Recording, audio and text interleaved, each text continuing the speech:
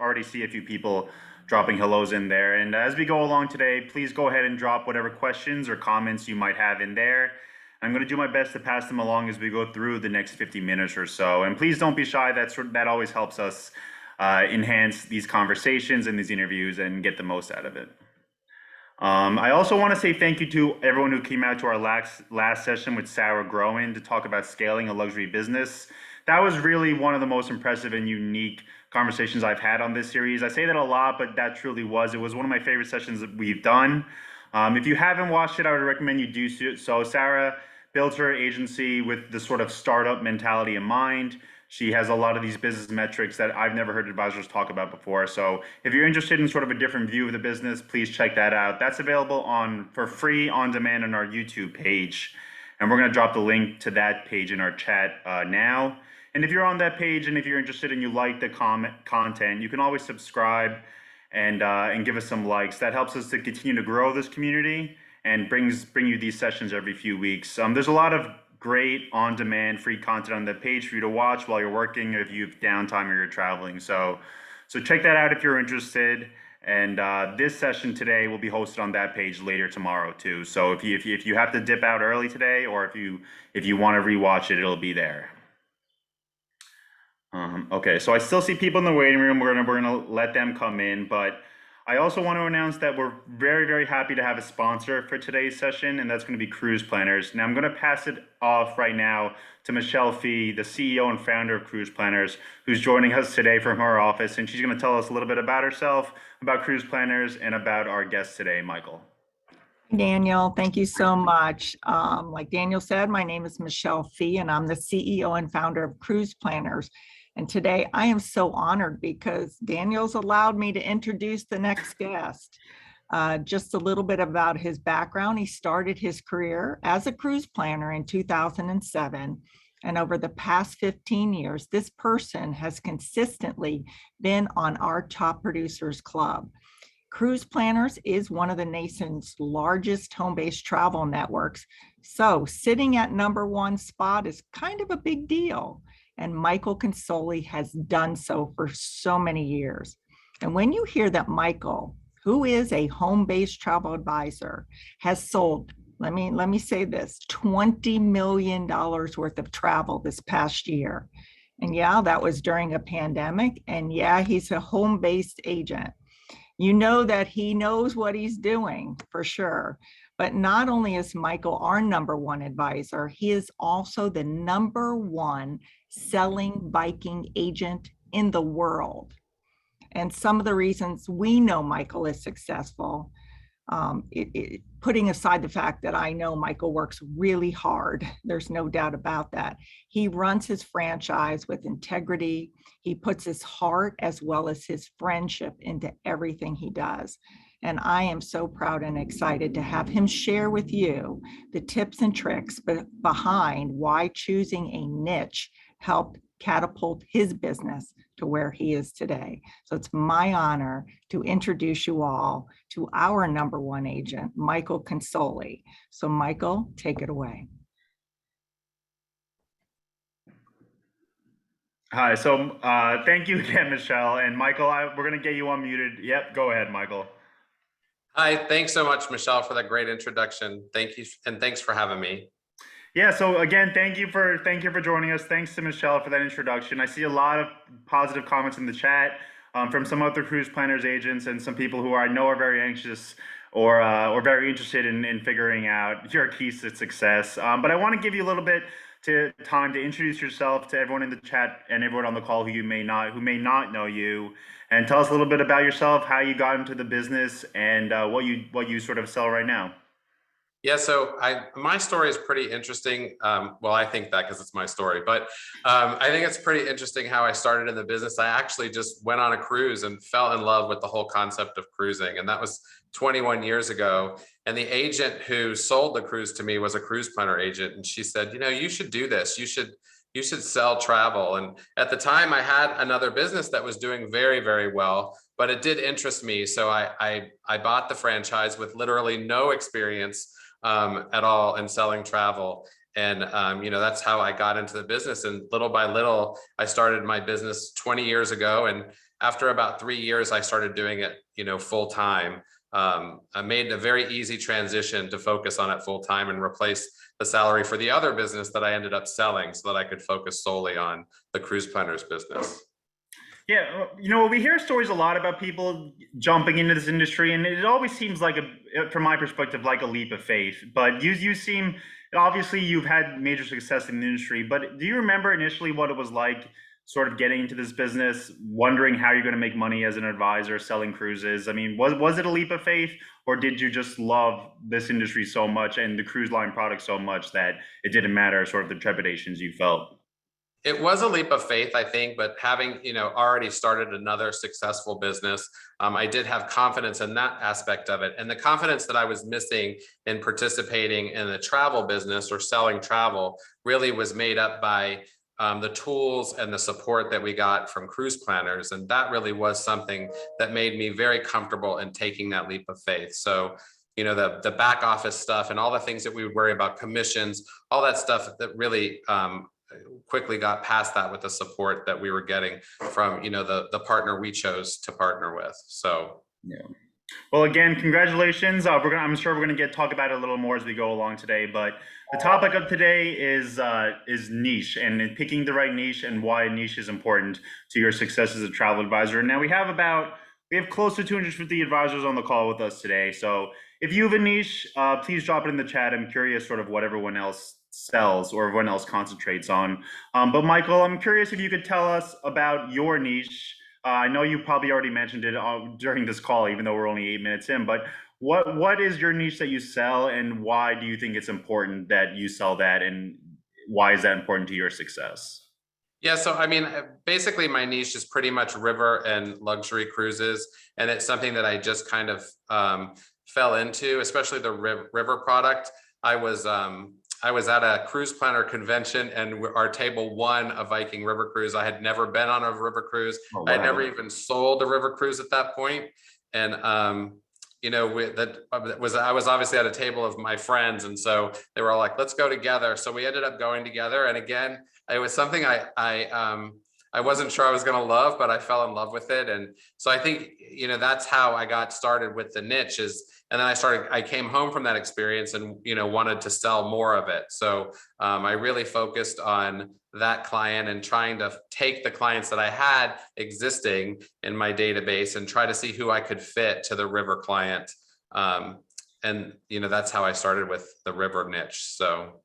Yeah, and like Michelle mentioned, your success with Viking too I think is going to be important context for all the advisors on the call to remember as we go along today.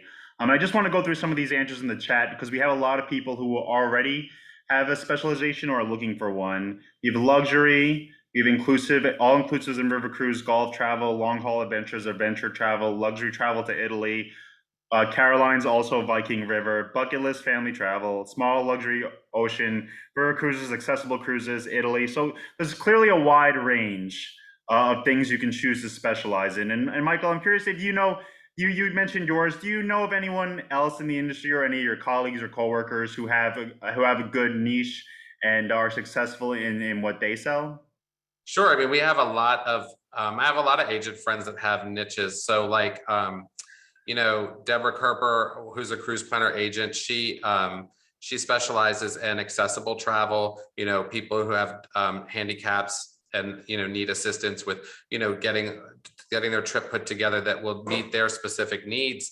We have agents that I know focus on groups and family travel, Royal Caribbean specialists, that kind of thing. So yeah, I think a lot of agents have, a niche and they don't really actually even know it, right? That's their niche. So it kind of is something that just grows as your business grows and you find what is really something you can focus on or specialize in that you enjoy and, bring that experience to your guests. So there's a lot of things I want to ask you today, but I do want to sort of just set some context for maybe the advisors who don't have a niche and are looking for one, or maybe even the advisors who are brand new to the industry, because we know that segment's growing now.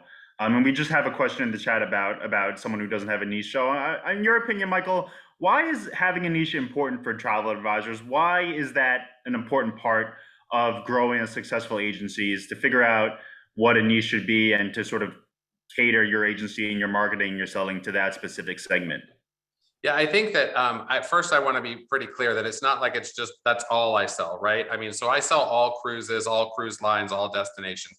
It just is that I have this specialty that is something that that I can sell to my clients. The specialties that we have. But I decided, early on that there's no way I can be all things to all people in this business, right? So I can't sell cruises and all-inclusive and Walt Disney World package and Disneyland packages and Universal and all that stuff. There's just no way that I personally can do that and have the knowledge to do so, to create the experience that I want to create for my client. Yes, I can sell them the package, but I want to be able to sell them the value of my service. And I can't provide that with every single thing that somebody comes to us for. So we do, there is business that we are not taking simply because it's something that we don't know enough about to bring that experience. But I think that at the same time, when you're selling all of these different experiences, you are able to find the ones that actually fit the client that's coming to you most and be able to market to those clients.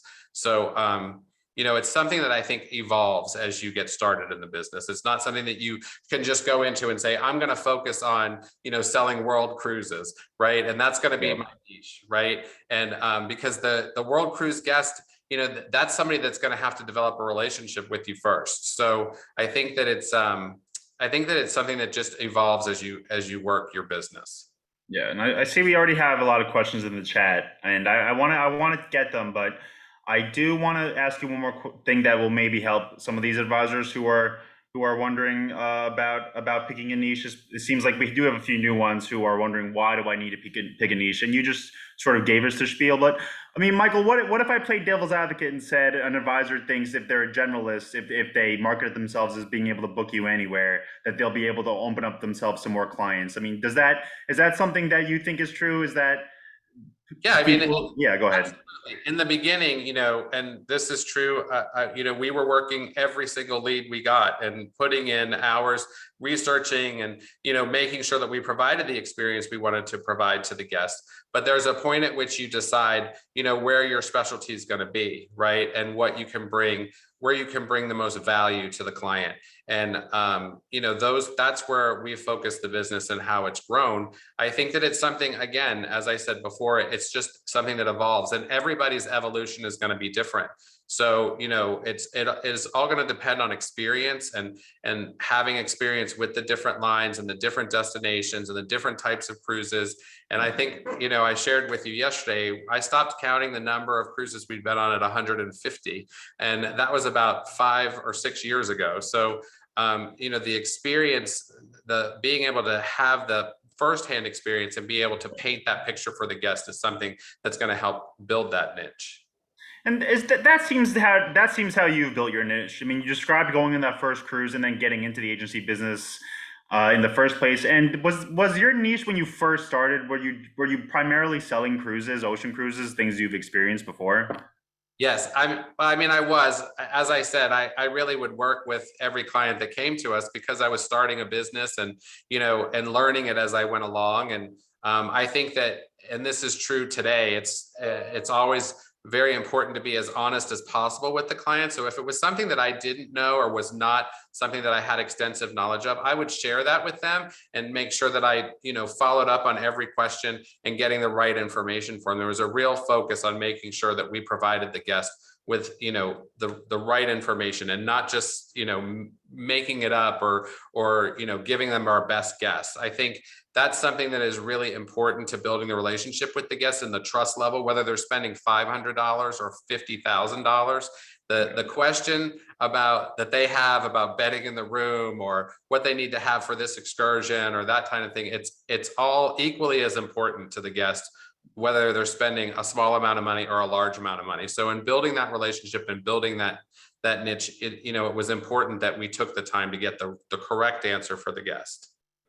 Okay, so I have a lot of questions that, like I mentioned, to get to, but I do want to tackle a couple in the chat because I promised I would do that at the beginning of the call. And we have 2 questions that sort of go towards turning down business when clients come to you that don't fit what you do. So do you have any advice for that? I mean, Nancy in the chat specifically says, so what do you say to a client who doesn't fit your niche? She says she hates turning down business. And do you have any advice for that situation? Yeah, it's a real struggle. I have to say, I 100% agree with her. It is very difficult for me to turn down the opportunity to, sell a client an experience.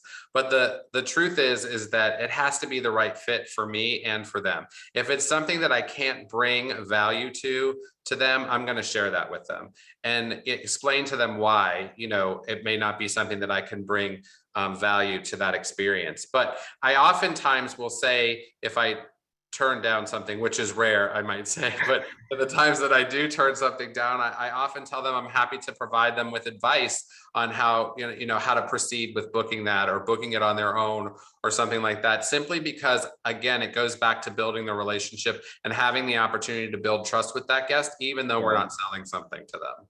And then we just have a follow-up from Nancy as well. She just wants to know if you ever would you ever refer those clients to another advisor or agent? Yeah, that's a great question, Nancy. I am pretty lucky. Well, we have such a great network of cruise planner agents and friends that if there is something that I know is somebody else's specialty, I will oftentimes refer it to them. So yes.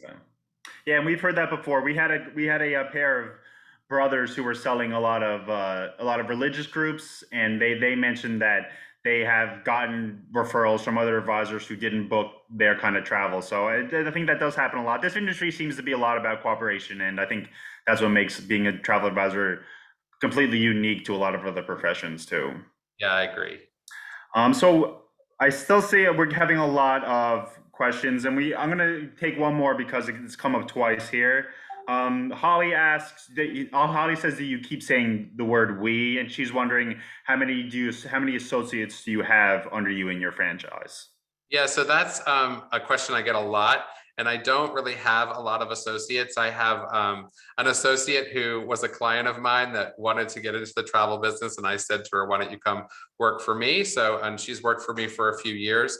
But I mainly have a team in my office of people that support me. So I have an office manager who takes care of like back office paperwork and putting together the information for different cruises.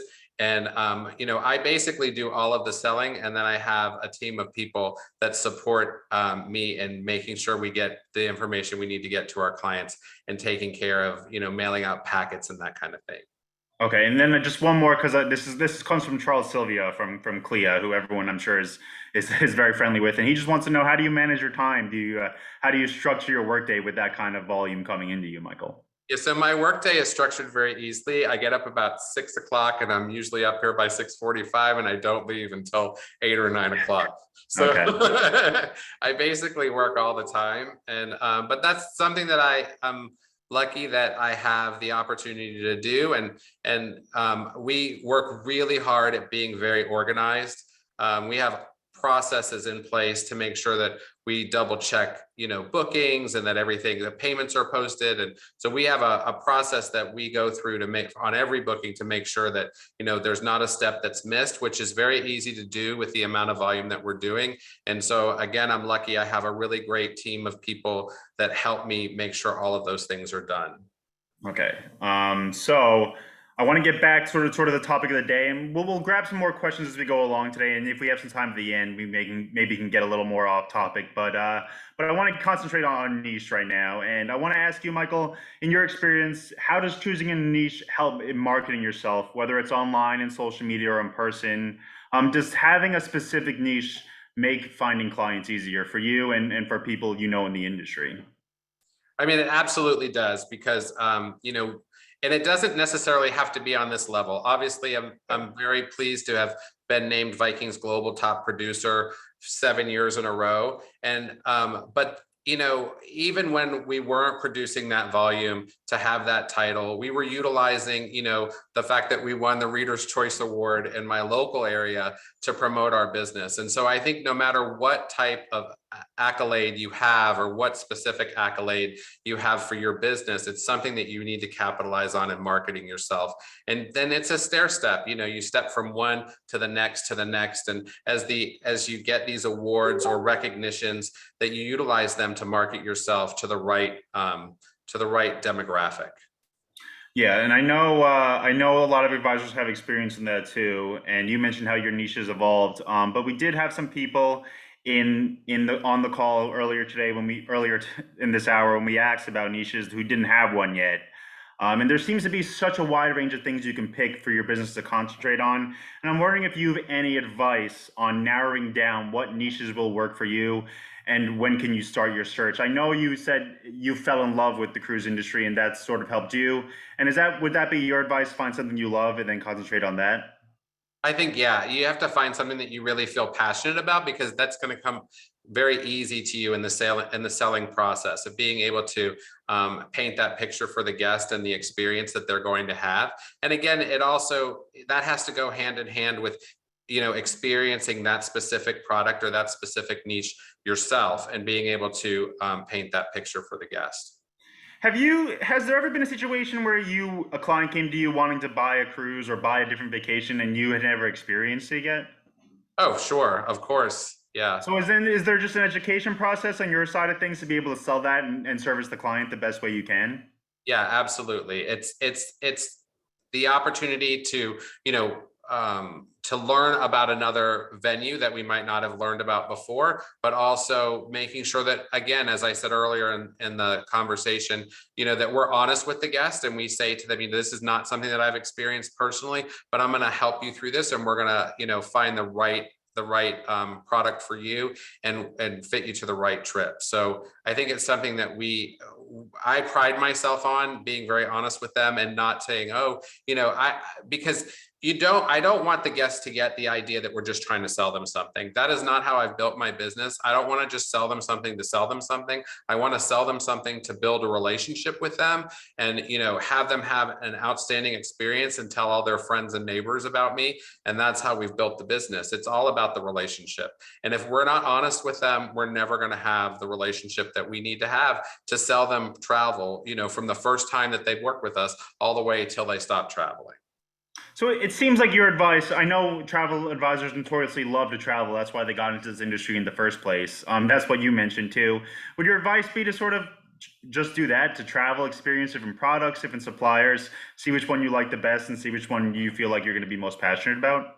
100%. And I think that you have to, I've always believed, and I believe this with my other business too, you have to spend money to make money. And so while I do love the opportunities that a lot of these travel companies give us to travel complimentary, it's hard to tell somebody what the suite on the Regent 7 Seas Splendor is going to be like without having to experience it themselves. And no matter how much of that product you're selling, they're pretty much never going to offer you the opportunity to do so. So, you have to spend the money to experience it.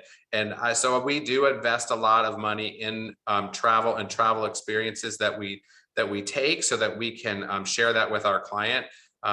You can put it in another example. If a cruise line is going to give us a complimentary ocean view cabin, it's going to be kind of hard to explain to the guests what the benefits of a balcony is if we have not experienced that personally. So I really feel strongly also about investing in the experiences we have and selling to our clients what we have also experienced. Yeah, and then clearly from what Michelle said in earlier in the call, you are getting a high ROI on that investment.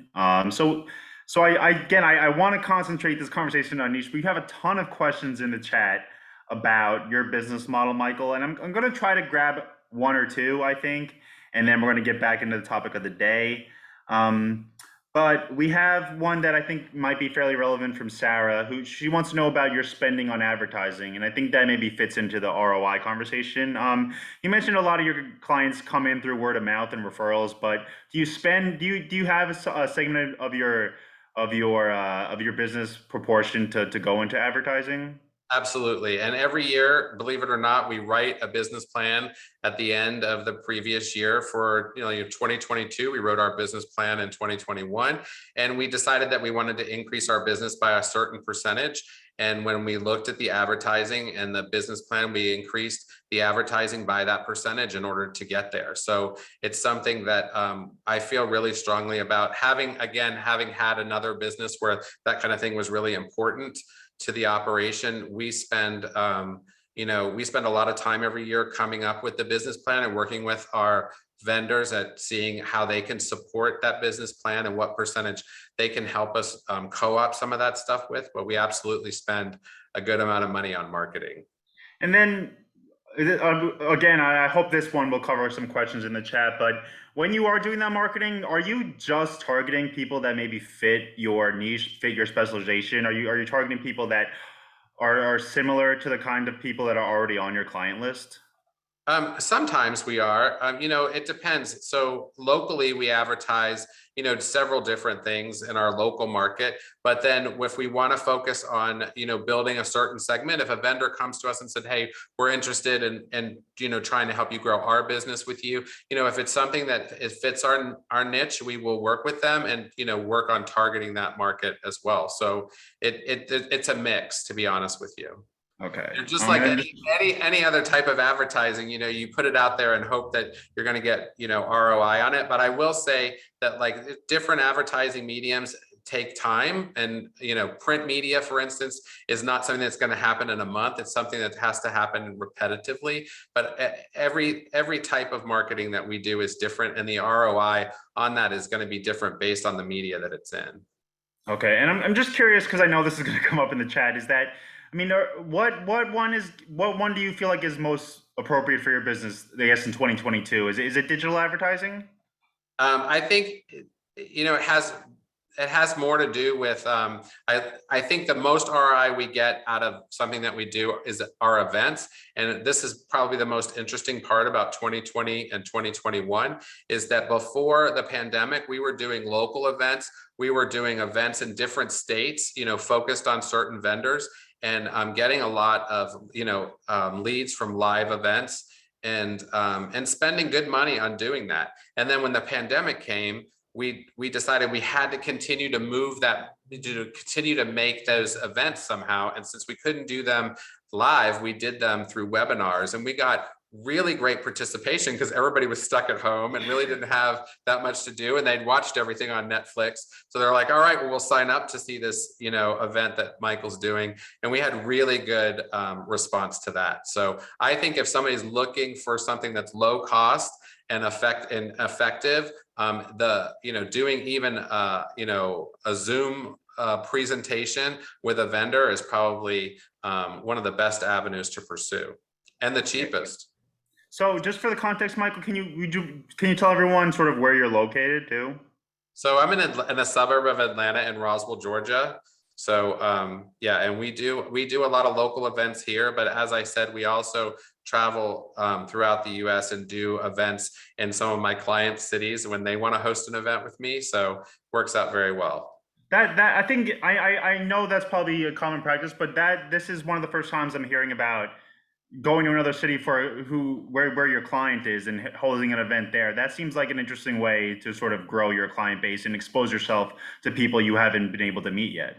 Yeah, so one of the practices that we do when we make a booking with a client is we ask them, hey, are you a member of any clubs or organizations or something like that might be interested in doing a travel group or something like that? And a lot of times we get a response, yes. And then when we've worked with the client for years, I had a client say to me about 5 or 6 years ago, hey, I'd love for you to come out and do an event with my friends and talk about, river cruising. And so we traveled to Texas and did an event, and we had 50 people at the event, and we sold 10 or 12 cruises, and it was totally worth it, because now those 10 or 12 clients are now clients with me 6 years later. Yeah, that is incredible. I know we've had Kareem George, who's an advisor, who spoke about hosting in-person events and how he's been successful with that. But it seems like you've sort of built a kind of traveling roadshow almost.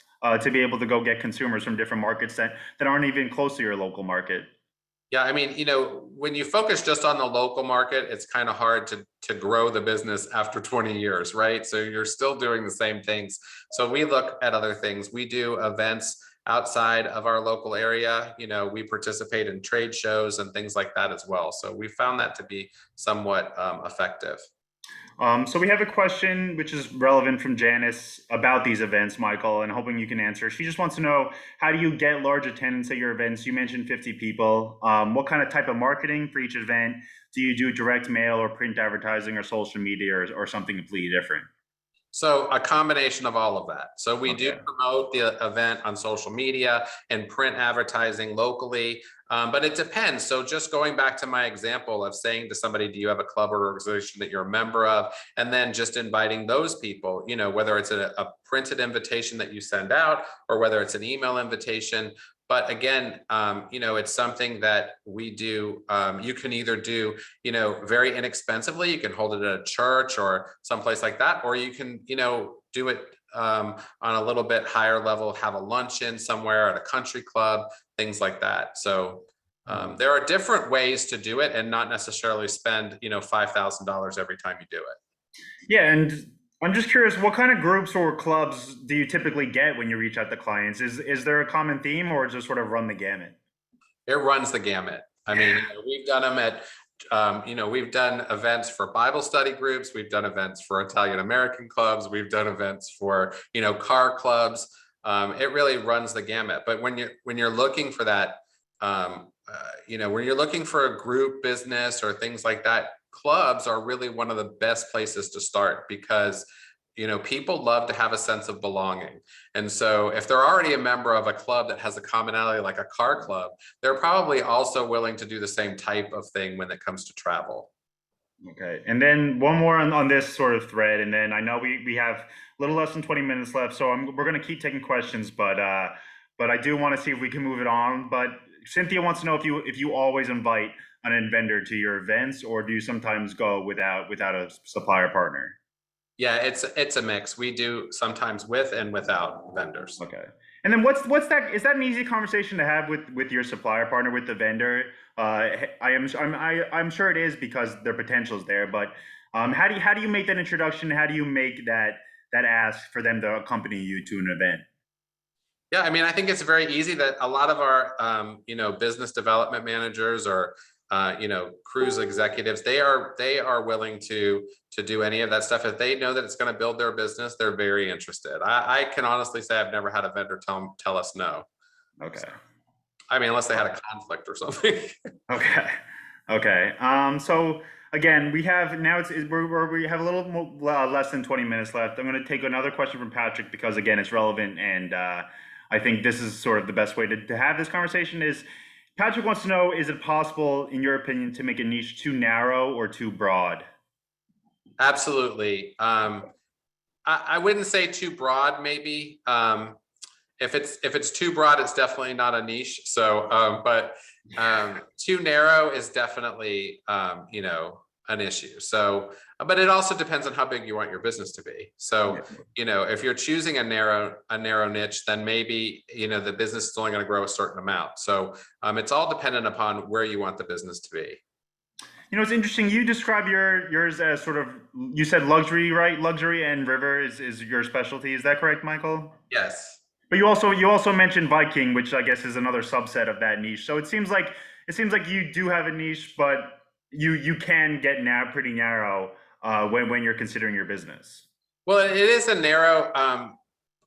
Viking, I think, would be narrow if they didn't offer both ocean and river. Right. Yeah. But going back to what we were talking about being honest with the client, I mean, while I do have certain lines that I love the most or that I liked. I always work hard to fit the guest to the right product. So it's not that we've grown that business by focusing the guest only on Viking. We've grown that product by focusing our marketing on finding the guests that are right for river and for Viking and the ocean product, or for luxury, like with Region 7 Seas. We've focused our marketing on finding those clients, but not necessarily fitting our client to that product. We find the product that's going to be best for the client. Okay. Yeah, it's interesting. When we were having an introduction conversation the other day, and you mentioned that as your business has progressed and developed, so has your clients' tastes and where they and how they want to travel to. And I'm hoping you can tell us a little bit about that. You sort of went from lower price, and correct me if I'm wrong, but a lower price point to a higher price point in what you've been selling over your couple decades in travel. Is that right?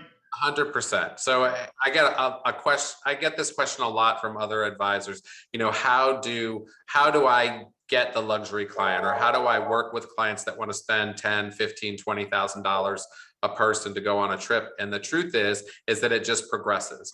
And so I use the example of, I have a client that came to me 18 years ago for a 3-day cruise on Royal Caribbean, who just last week spent $67,000 on a Region 7 Seas cruise.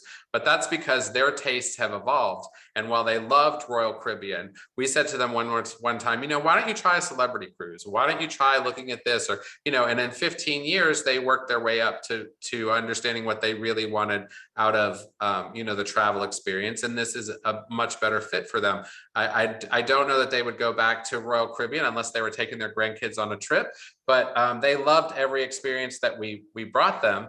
And, Royal Caribbean provides an excellent experience for the guest that's right for that product.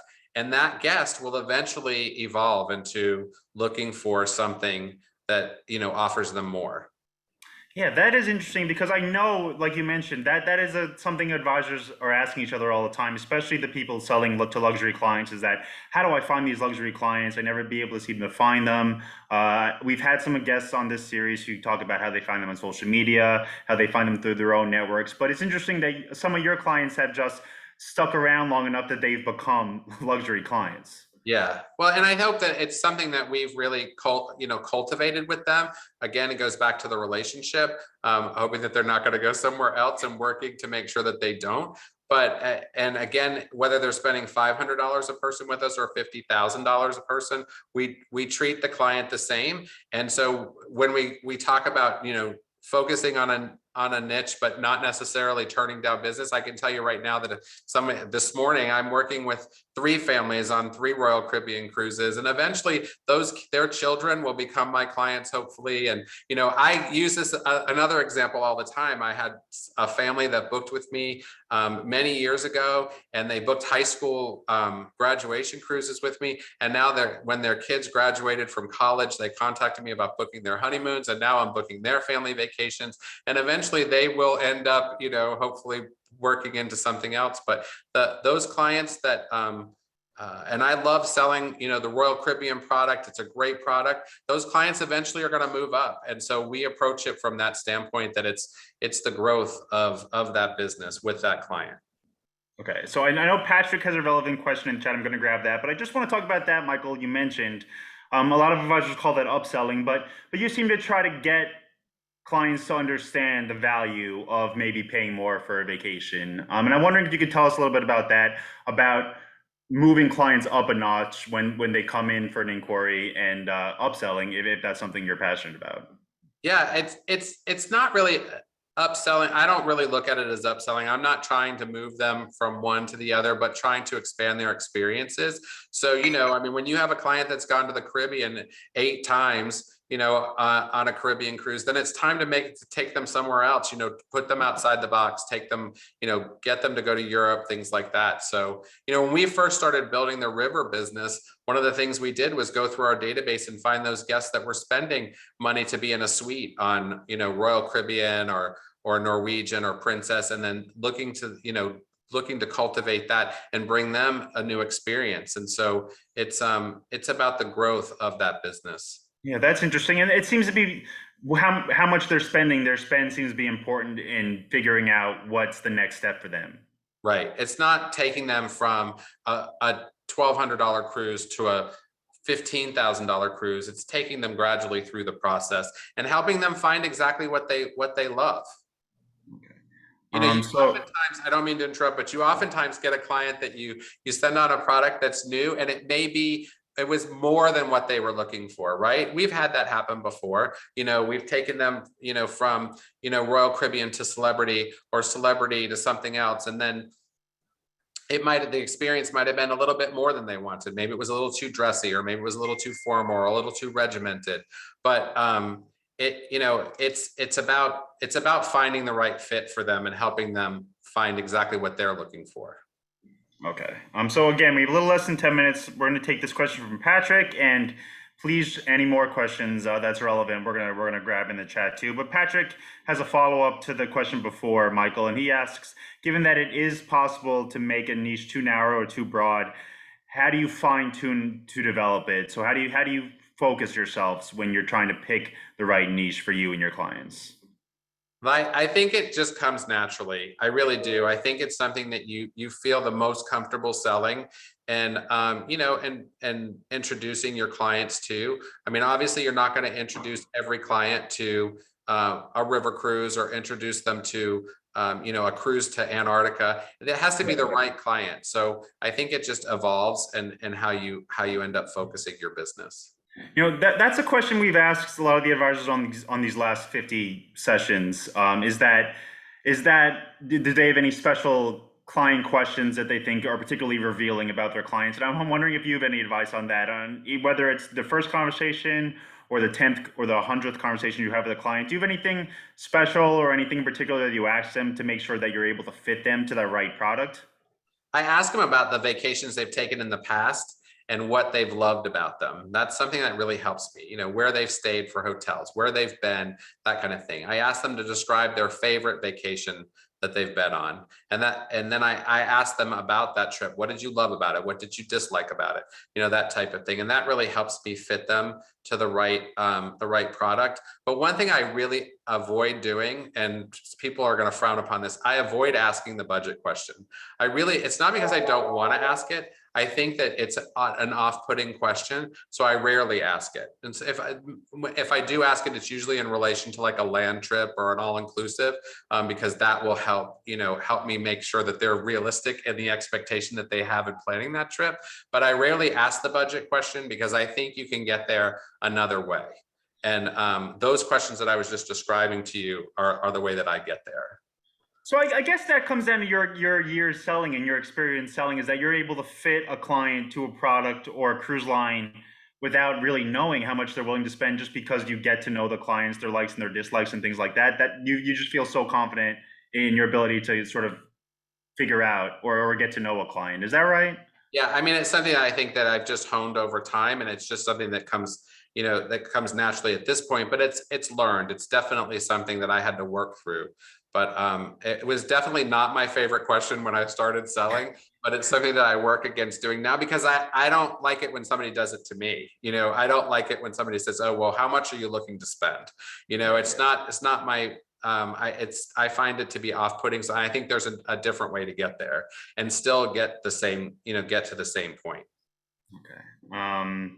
So we've had one question that came up a few times during the last 45 minutes, and that's about selling fee, service fees, planning fees. Monica asked it a couple of minutes ago, and I don't know if we want to get super into this, Michael, but is that something that's a part of your business, or are service fees a mandatory thing when you're talking to clients? I don't ever charge a fee for my service. Okay.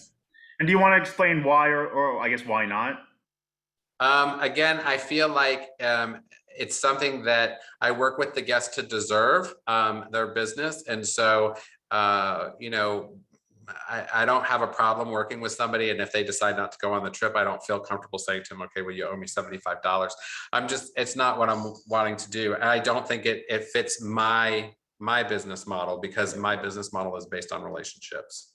Yeah, and I know we've had, again, this is our 50th one, and we've had a lot of advisors on this series, and we get the answer yes or no from a lot of advisors. So I want people to think about that too. It's like you mentioned, you can't be everything to everyone, and everyone's business isn't going to be the same. So it's, again, I think you have to find out what's right for you and for your clients going forward. Yeah, and I think if I focused on a different segment of the market, if I was doing a lot of like FIT land or something like that, then that might be something that would work for my clients. But with the focus that I have, it's not something that I feel comfortable doing. Okay.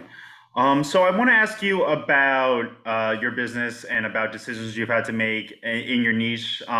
You've clearly been very, very successful with your niche, but do you remember any point where you started selling something else that maybe wasn't your niche, or is there another avenue you considered going down that you chose not to? I guess my question do you have any advice for people who may have picked a niche and aren't being successful in it right now and think it should be discontinued and maybe change lanes?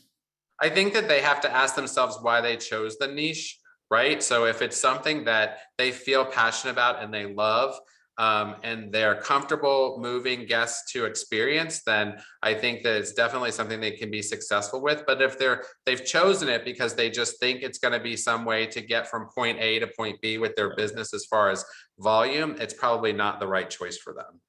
Yeah, there seems to be a battle with a lot of people between what they love to do and what they might love to talk about and to sell versus what they think will be profitable. But you seem to come down on the side that figure out what you're passionate about first and then figure out the profitability from there. Yeah, it's just like doing a job that you don't love, right? So I love my job, right? So you have to love it in order to do it and be really, really successful at it. It's hard to sell something that you don't really love or know, right? So just because it's something that you think will be able to, develop more income than if you sold something else. Again, I think that the having a niche is going to evolve. And so, going through the process of saying, okay, this was the right choice, this was the wrong choice, and then narrowing down, that's how you get there. And I think it's just part of the process. Yeah, and realizing you made a wrong choice is never a bad thing in business. It seems like too. Like you have to be able to figure out when you've made a bad choice and be okay with that. And is that something you've experienced in your career? Sure, of course. Yes. Yeah. I mean, it's not always been the, success. And we've had a lot of challenges. And so, yeah. So failure is how you get there, All right. So we have a few minutes left. Please, if there's any great questions that I haven't answered today, drop back in the chat and I'll grab one or two. But I want to ask Michelle to come back here in a few minutes too. But I just have one more, Michael. You mentioned being passionate and sharing that passion with your clients. Do you have any advice for how you can convey your passion to clients, whether it's in your marketing or your conversations? How do you make them aware that you love what their vacation and their choices and vacation as much as they do? I think it goes back to having experienced, different experiences and being able to paint that picture for the guest. I think that passion just comes through naturally when you're talking about it. If you're talking about a destination and something that you did in that destination, I think it's just something that just naturally comes through as you're having that conversation with them.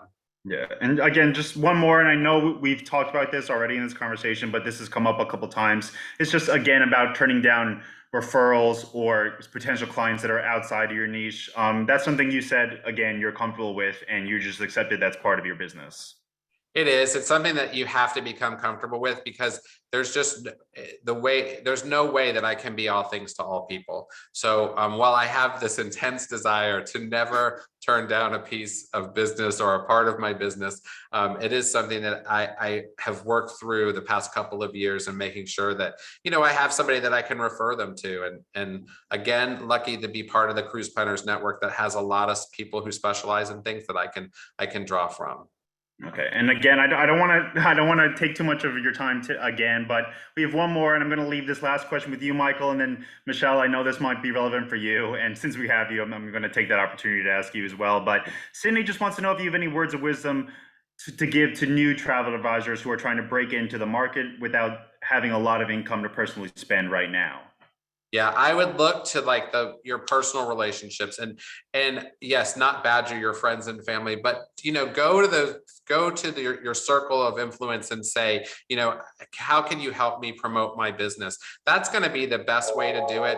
Have somebody talk about how they worked with you on Facebook and share that experience. But working within that circle of influence, finding out who in that circle of influence has groups or groups or clubs that you could reach out to and build, that's really the best way to do it. And the other thing is to just educate themselves. Take a day, look at one brochure, read it from cover to cover, understand, make questions, call your BDM, ask them questions, see how you can have lunch with them and learn more about that business. And the more knowledge that you have of a product, the easier it's going to become to sell, and it's going to be able to be your niche in the future. Well, again, Michael, thank you so much for your time today and for your knowledge. And Michelle, I wanted to give you a couple minutes to wrap up too. Well, thanks, Daniel. And I'm sure everyone on this call agrees. Michael, you did so awesome. I think I'm a little partial, but really you were amazing. And I just want to reiterate, he's a home-based advisor. He probably has, I think, 2 to 3 team members that help him. and he wrote $20 million in business in 2021. And just to play a little bit off of Michael, for newer agents or any agent that's looking to grow, I don't think that you necessarily always pick your niche. Sometimes your niche picks you. But Michael said he always invests in himself and his business by traveling. And I think over this time period during the pandemic, traveling was so essential, and then sharing it and telling our story. And I think we all have to continue to do so because, even though I do think we are almost out of this pandemic mode, we still are going to have a little bumps along the way, and people, might not want to, travel outside the country. Michael has probably traveled outside the country 10 times already during the pandemic.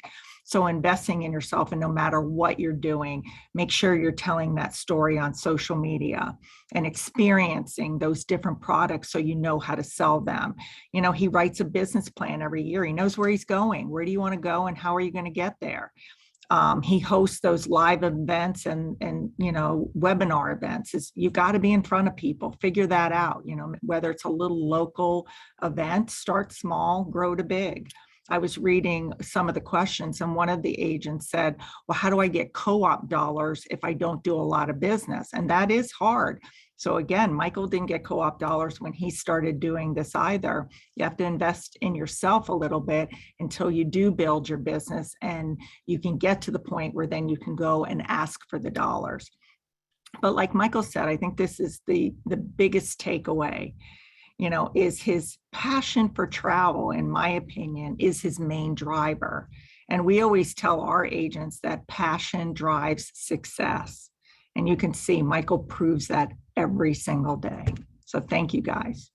Well, again, thank you, Michelle. Thank you, Michael. I always feel incredibly fortunate to be able to talk to people like both of you and hear your stories. So it really was a pleasure this last 15 minutes or so. And I really can't thank either of you enough. Thanks. Thank you so much for having me. Bye. So if anyone wants to rewatch this again, we're going to be hosting this on our YouTube page and on untiltedmarketport.com. And again, all the previous sessions are available there. For everyone who joined on the call, thank you. I hope to see you all in the future sometime down the road. And I hope to see you back here in 2 weeks too, where we're going to host another live session. So thank you again. And I hope everyone has a great rest of your week.